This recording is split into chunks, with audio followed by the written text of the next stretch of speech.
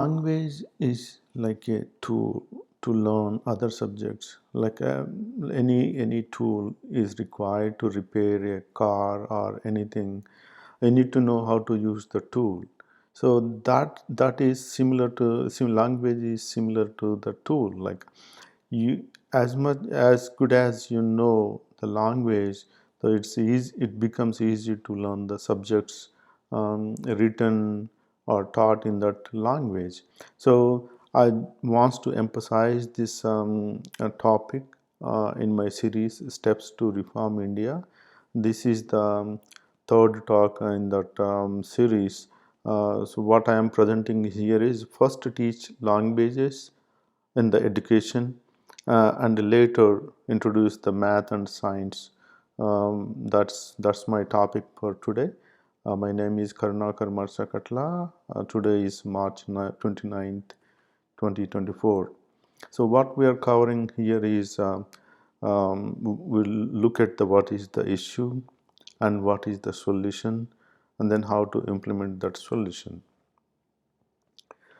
The issue here is like we teach languages, math, science, and social subjects in every class from elementary to high school without making the students perfect in any of these subjects. Moreover, complex subjects like math and science exerts stress on the little minds. They can't cope with, uh, they can't basically understand, even though you teach science and math, they can't understand most of the subjects. And then when you look at the civics and history, nowadays these things have become like they are opinionated subjects. They are not like perfect things. You can't say like this system is perfect and that system is perfect. And the little ones, they get confused with these kind of opinionated subjects. History is all fraud. So much of opinionated things are percolated into the history. So so that's why. So what we have to do is instead we should teach just the languages initially until the fifth class, and then introduce the math and science and social subjects later from the sixth class onwards. That's what I'm proposing in this talk. When you look at what's the precedent here, what happened, when you look at Bhagavan Krishna and Balrama, both were studied at, at a Brahmana by name Sandipani. They started their education around 16 years. We all know that Bhagavan Sri Krishna spent his early years um, in Govardhana Giri area where he was looking after the cows. And when he came to Madura, when he killed the Kamsa, after then taking over the kingdom and making his grandfather as the king, and then he went to study the under Sandipani. So that time these both brothers, they studied the Vedas and their ancillary branches in a single session under that guru. Bhagwan Sri Krishna don't have to study these subjects, but he wanted to tell the world like to follow the Guru Sishya Parampara. So to demonstrate that Guru Sishya Parampara, he went and studied under that Guru, and he studied all the 64 kalas in that many days. 64 days he finished the 64 kalas. So what does this even though this cannot be an example, but you can't take Bhagavan Sri Krishna as an example, but there is a underlying concept. You can look at this. Once a matured individual at the 16 years or 17 years of age, if they start education, they quickly grasp things because their mind is old enough to grasp and understand, analyze the subjects easily. Instead, if you teach the same kind of complex subjects to the little ones, they can't even grasp. Their mind is always on the playing and going around. So that's why I say that like a matured individual learns the subject quickly. Another thing, every Indian, probably every, even the international community as well know that the stories, collective stories under the name of Panchatantra. These are famous because like there is a princess of a kingdom were playful even after attaining a maturity. They were not interested in learning the royal duties, how to rule the country, how to manage people, how to collect the taxes, all these things. The father, the king, wanted for those princes to learn those subjects, but they were not at all interested. They were just playing and having fun. And then he was so worried. And then at the end, a guru called Vishnu Sharma came to the kingdom. He promised the king that he will educate the princess. So Vishnu Sharma educated the princess by telling royal duties in the form of a collection of stories. So they were also old, probably definitely in the late teens or mid teens. That's where the king was worried because they were not getting educated. So at that time, when Vishnu Sharma came and then told these stories and then educated them and made at the end made them made them like to understand all the royal duties. So he later penned all the stories as Panchatantra. So that's what we all know about Sandamama stories. Like most of the Sandamama stories carried these Panchatantra. Sandamama magazine we used to read in when we were kids. That has a lot of these Panchatantra stories. And so this story is also emphasizes the fact that one has to be matured to understand the complex stuff. And how should we teach? So complex subjects should be taught later in the age. My mother is also used to say, always says that like a proverb in Telugu, like sadhananiki leta saduvuki muduru. Not sure how many of you know who knows Telugu this one, but I remember I heard from my mother saying this for so many times. So what it means is engage is best suited to learn fighting skills, and mature age is best suited for education. That's what that proverb says.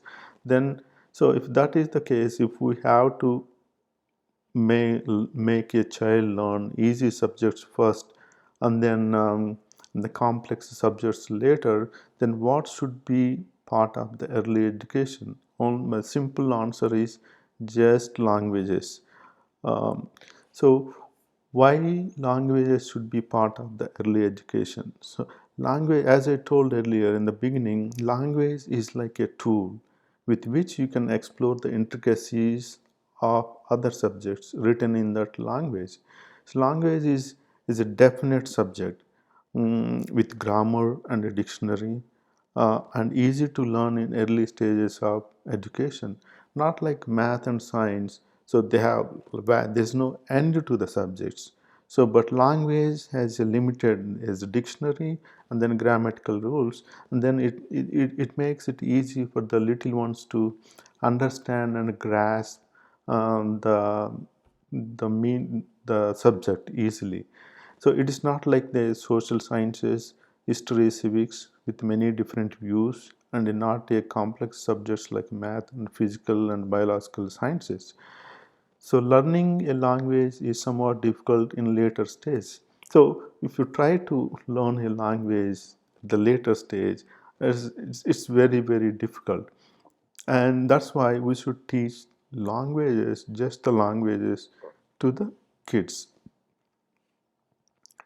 And also one has to become expert in a language to learn the literature written in that language. So you know the language very well, then it becomes easy to understand all the subjects, all the books written in that language. And one could easily become an expert in a language but not in math and science in early education. One could, yeah, so you can teach entire language with rules and dictionary until fifth grade or something, and then but you can't teach a math or science entire branch until from first grade to fifth grade. So that's why we should take up teaching just languages in early education. So if that is the case, which language should be part of early education? Sanskritam and mother tongue. These two languages, whatever the mother tongue, the locality where the kids live in, those two should be part of the early education until third class. Though 3 years, first 3 years, these two languages should be taught. Education should broaden the understanding of the individual instead of limiting to the academic subjects.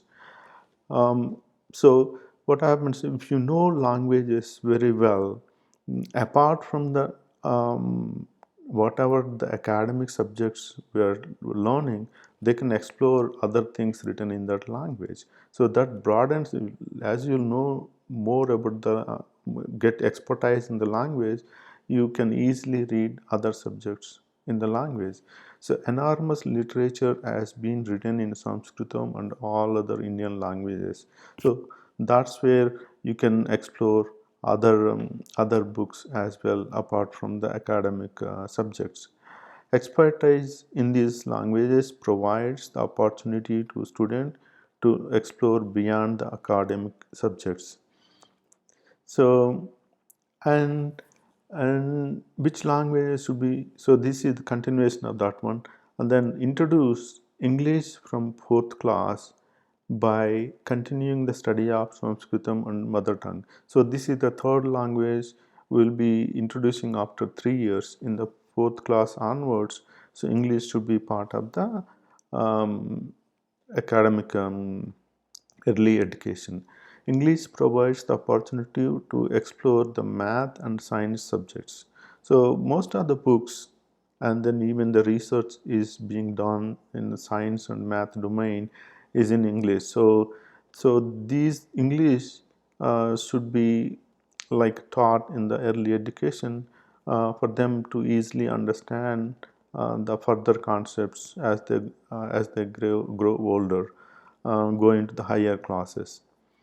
So introduce another Indian language or international language from sixth class by continuing first three languages.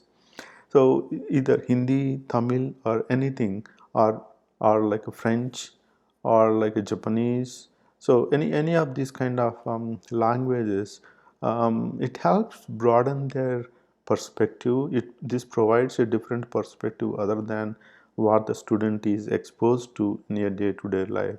So this studying some other language in some other part of the country or the world is just definitely brightens their perspective um, about the world. So these are four languages should be part of the education system. And the first Telugu mother tongue, and then Sanskritam should be started at the first grade, and then from fourth class onwards, English should be taught, and then introduce the another language from sixth class onwards. And languages should be a continuous study. Exams are not required to continue the study. So even so, from when they were introduced the languages for the first grade, like fourth grade, fourth class or sixth class, they should continue the study until 10 plus 2 education is completed. And my proposal is exams should not be part of the languages.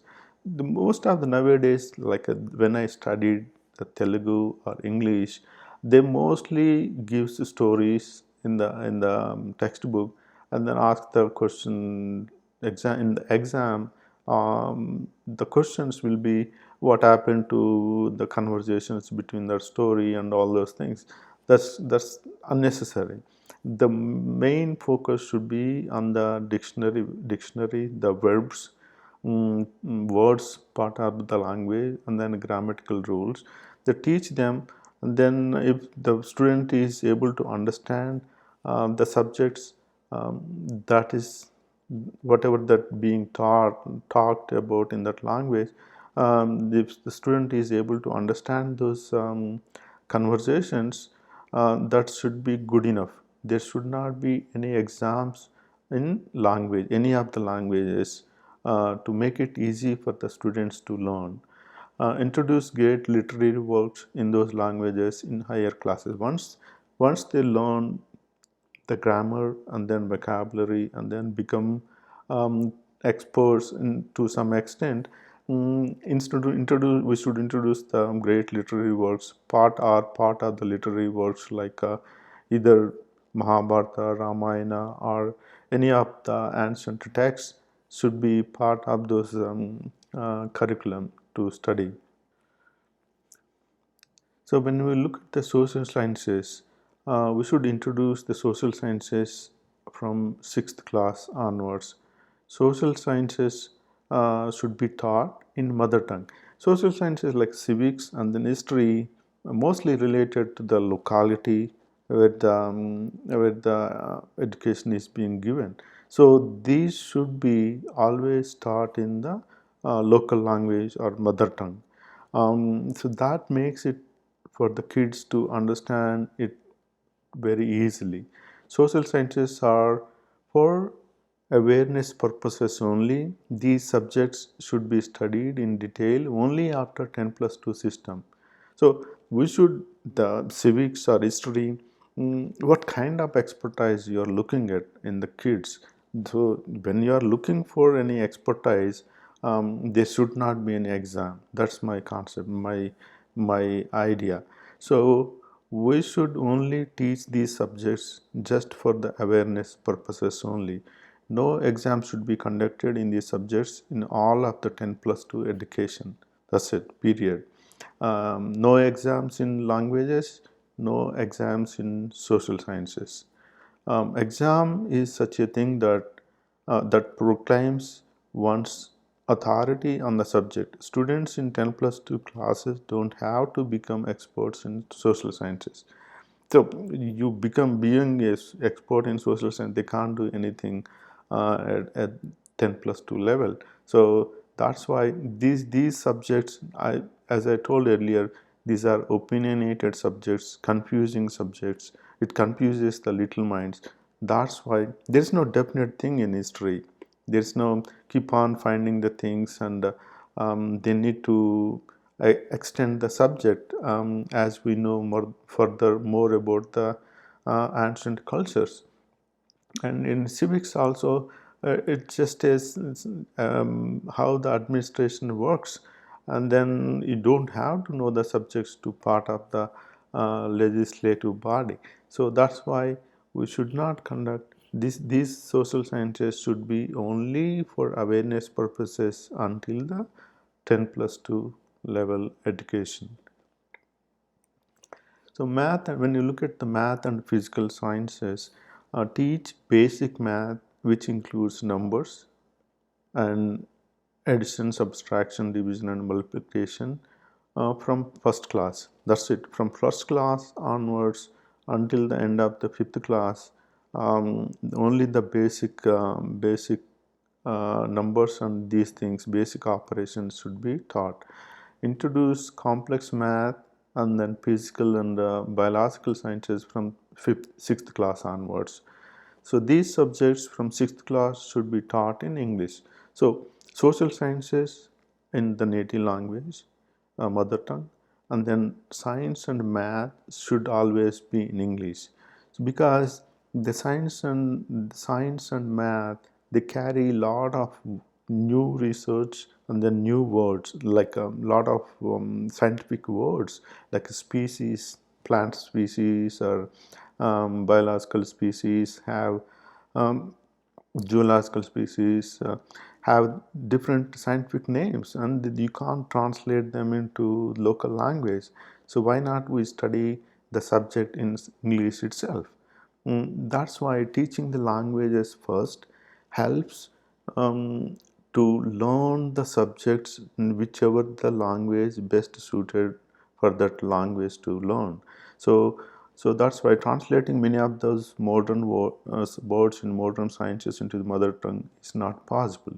So, learning science requires doing experiments and solving problems is part of the learning.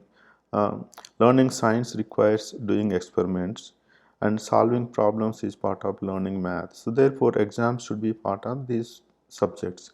So, exams from sixth class onwards only should be conducted only for math and physical and biological sciences. That's it. No exams for languages, no exams for any of the social sciences branches. That makes it easy for the students to learn actual thing that's very important for the uh, easy like for the development of the child. So what we get after in this, if you teach like this, what we get at the end of the 10+2 system, student becomes expert in 4 languages. This expertise gives the ability to explore any subject in detail in further studies. Proficiency in languages gives the ability to explore the world and vast literature in those languages. So if you learn one of the foreign languages, when you go to the country, it is easy to manage going when you go around the country, and then and also when you know the language very well, you can literally study the subjects beyond what is taught in schools. That real life, you need to actually learn beyond what is being taught in colleges or schools. That's where most of the knowledge is. So this making like this without exams for less stress for students without exams in languages and social sciences. So social sciences until 10+2 are only should be awareness. There is nothing to remember, make them like experts in the subjects. That so we could have the exams when they go into after further studies after 10+2 level, when they go into civics or history, then there should be exams, but not at the 10+2 level. So learns math and physical and biological sciences same as the current system. So from 6th grade onwards, everything should be same. Um, because these are complex subjects, it's better to introduce them from 6th class onwards. Students won't miss anything by skipping these subjects from 1st to 5th classes. 1st to 5th classes, you won't study much of very complex mathematics or complex, very detailed study of any of the scientific branches. So, not teaching the science or math from 1st class to 5th class doesn't make much difference. So introduce those 2 subjects only from the 6th class onwards and teach them in English. That is my idea. So and also without any education, one could become a member of the legislative body through elections. When you look at assembly elections or parliamentary elections, they won't look at what is your education level. So they could become, they could contest the elections and they could become a member of that body, and there's nothing wrong in it. So because you don't have education, you don't have to nobody says that you don't have to participate in that one. Only thing you need is awareness of the process, how the election works, how the governing works, and that's it. You don't need an exam to pass to go through that. Then when somebody without any education is becoming on the top tier of the civics, where the administration and everything works, why you need an exam who is trying to understand at the 10+2 level? Why you are forcing an exam? So that's why then why force the study of civics in a 10+2 system with exams? A simple awareness of the subject is good enough. So that's about the civics. When you look at the Indian history, there is a lot of fraud in Indian history. Now, fraud in Indian history is starting to get exposed. Very ancient history dating back to thousands of years was reduced to mere 2500 years. When you look at a lot of excavations going on, a lot of other comparison of literature as well as ancient inscriptions, all these reveals that the Indian history is dates back to thousands of years, even the before the common era, like 5,000 years or 7,000 years. And all they in the modern history says is only it starts around 500 years before the common era. So that is that's ridiculous. So we should not. That's why this is a kind of not a good subject. There will be a lot of progress we will see in the future. So that's why we teach a biased subject to that's why I say why we need to teach a biased subjects with a forceful exams to little kids. A simple awareness on the subject without any exams is good enough, both for civics or history. No exams, just teach them as a story. Let them aware of what is it, what are the main points of the history or main bodies of the administration, and telling them that much is good enough. If someone wants to study the social sciences in detail, they should undertake it after the 10 plus 2 education. That's my idea about the social sciences. And then somebody might say, why Sanskritam? Getting educated is always a personal choice. One could choose to skip part or whole of the system. So if you don't want to get educated, you can just skip it and stay at home. So it's all a choice. So if you don't want to learn Sanskrit, don't learn it. But why I say Sanskritam should be part of the curriculum from beginning first grade is Sanskritam is a well structured language. It has a clearly defined grammatical rules. Almost all of the words in the language are derived from a verb. There are root where Dhatukosh is called Dhatukosh. So it has the roots define set like a limited set of verbs in that language, and that gives it a meaning to every word. So this because most of the words are derived from a verb, so it becomes it definitely will have a meaning derived from that verb. So that's why sounds unlike any language in the world, learning the language, learning the Sanskrit language itself makes you wise, because when you say each word, there is a meaning attached to that word. If you say say if you take cat or dog in English, there's no meaning. You are associating that word to that object. But even Telugu, if you say um, like avu, there's no meaning to attach to avu means cow in Telugu, but there's no meaning to attach to that avu word. So you're just associating the word avu with a cow, but there's no meaning. But Sanskrit is a different language. It's been used for like more than as long as Indian history goes back. That is part of the culture and then study. So because the languages don't have any exam to pass in the system, one could skip Sanskritam and Hindi if they wants to. So I told introduce the Sanskrit at the first Telugu Sanskrit at the beginning. first grade and introduce English at fourth grade, and I introduce Hindi at sixth grade.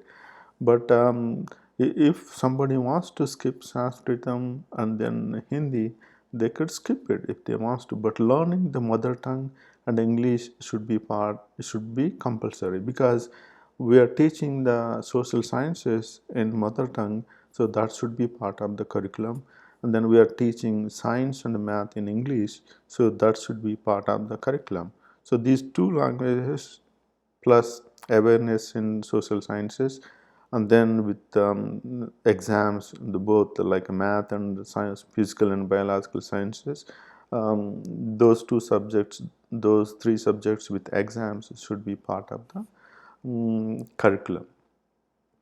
So when I look at the system, as I told you, beginning of the first class, so Sanskritam and Telugu, and then basic math with numbers, and then basic operations should be taught from starting first grade, and then this should continue until third year, until first, second, and third years. And then beginning of the fourth year, we should introduce English, and by continuing these all three, and then teach them until fifth grade, fifth class is completed, continue them. And then at the beginning of the sixth class, we should introduce Hindi, the fourth language, and then whatever that complex math should start from sixth grade onwards, and then physical and biological sciences as well we should introduce at that level, and then awareness on social sciences should also begin from sixth grade onwards. So we should continue studying these subjects along with English, and this also should continue until the 12th grade, where they go to universities after the 12th class to study further, either in math or sciences or social sciences or the languages. Whatever they want to study, they could study. So this way, making it education system like this put less stress on the student without exams, and then putting more importance on math and science makes them easy for understand important things clearly. So that's my concept of reforming the education system from in India, from whatever currently being used. And so this is the third, as I told you, this is the third in the series. I published my first one. You can find the video, phonetically correct representation of words in native languages. So I stress the importance of what the language structure is, and why we need to save the language structure in that talk. And then in the second one, I kind of presented a case for we need to create a facility for the people and places to have multiple names, instead of only calling one name, like a first name or two name, like a first name and then last name. Then there should be facility to add more names for the people as well as more names to places. That's why we should have that kind of facility. The reasons I explained in the talk, and this is the third talk. And some of the characters I might be using in a different way than other than what we usually write. So I am writing all the Indian words in IAST characters. You can see my first video to see what this is all about. So this is to give an understanding of why I am writing double A for second R. Like when you see Karunakar, double A, the second R is like that one, and then this Na is like a Ana. So this Na, this Na, not this Na. So not this one. So this one. So that's why. So some of the characters you can see by I gave the charts just to make you kind of understand, refer to this characters. That's all I want to present in this talk. See you in the next one. Thank you.